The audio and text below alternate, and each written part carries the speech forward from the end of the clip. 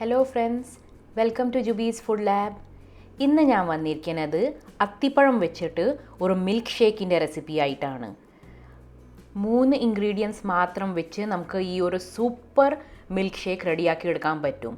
അപ്പം നമുക്ക് കാണാം ഇതെങ്ങനെ റെഡിയാക്കാമെന്ന്. അത്തിപ്പഴം മിൽക്ക് ഷേക്ക് ഉണ്ടാക്കാൻ വേണ്ടി ഏറ്റവും മുമ്പ് ഞാനിവിടെ 10 അത്തിപ്പഴം എടുത്തിട്ടുണ്ട്. ഇനിയിപ്പോൾ നമുക്ക് അത്തിപ്പഴം ഹാഫ് പീസസിൽ കട്ടാക്കി എടുക്കാം.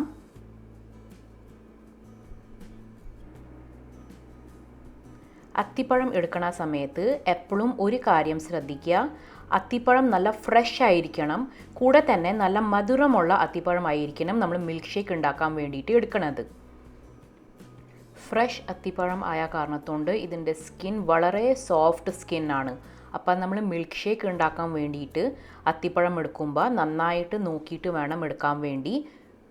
നന്നായി ഫ്രഷ് ആയിരിക്കുന്ന അത്തിപ്പഴം മാത്രം വെച്ചിട്ടാണ് നമുക്ക് ഈ മിൽക്ക് ഷേക്ക് ഉണ്ടാക്കിയെടുക്കാൻ പറ്റുക.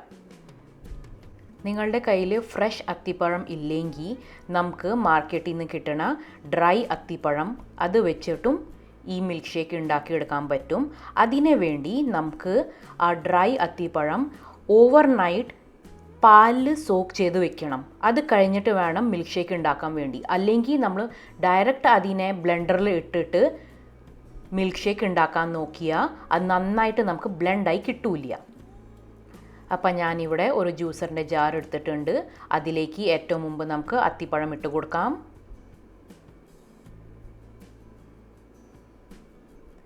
അതിൻ്റെ കൂടെ തന്നെ തണുപ്പിച്ച പാൽ, 1 കപ്പ് തണുപ്പിച്ച പാൽ ഒഴിച്ചു കൊടുക്കുന്നുണ്ട്.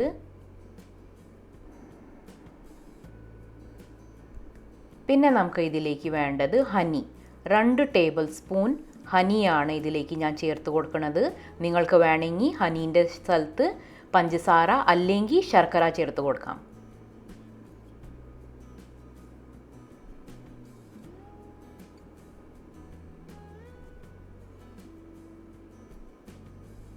ഇനിയിപ്പോൾ നമുക്ക് ഇത് നന്നായിട്ട് ബ്ലെൻഡ് ചെയ്ത് എടുക്കാം.